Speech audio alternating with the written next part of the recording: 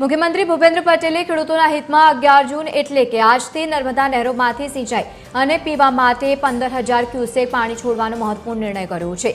ધારાસભ્યો અને સાંસદોની રજૂઆત બાદ વહીવટીતંત્ર સાથે બેઠક કરીને આયોજન કરતા પહેલા પાણી છોડવાના આદેશો આપવામાં આવ્યા અને ત્યારે હાલ નહેરોમાં પાણી છોડાવવાનું પણ શરૂ થયું છે।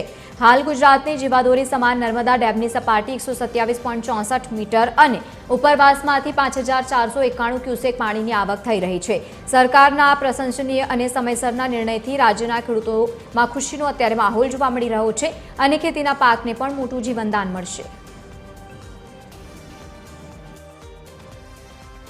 સરદાર સરોવર નર્મદા બંધ સાચા અર્થમાં ગુજરાતની જીવાદોરી છે।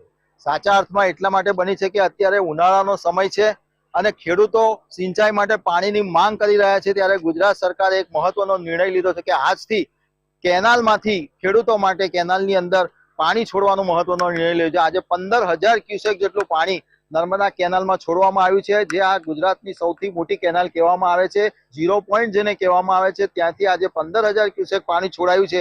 આ ક્યુસેક હવે કચ્છ સુધી, ગુજરાતના છેવાડા સુધી કેનાલોમાં પાણી પહોંચશે અને ખેડૂતોને સિંચાઈ માટે પાણી મળી રહેવાનું છે। ત્યારે સાચા અર્થમાં એવું કહી શકાય કે આજના ખેડૂતો માટે આ આનંદના સમાચાર છે કે હજુ ચોમાસાને વાર છે, તો ઉનાળુ પાકને બચાવવો હોય તો આ પાણી સિંચાઈ માટે કામ લાગે એવું છે। ત્યારે ગુજરાત સરકારના મહત્વના નિર્ણયને ખેડૂતો આવકારી રહ્યા છે। દીપક જગતાપ, TV13 ગુજરાતી, હકથી ગુજરાતી, નર્મદા।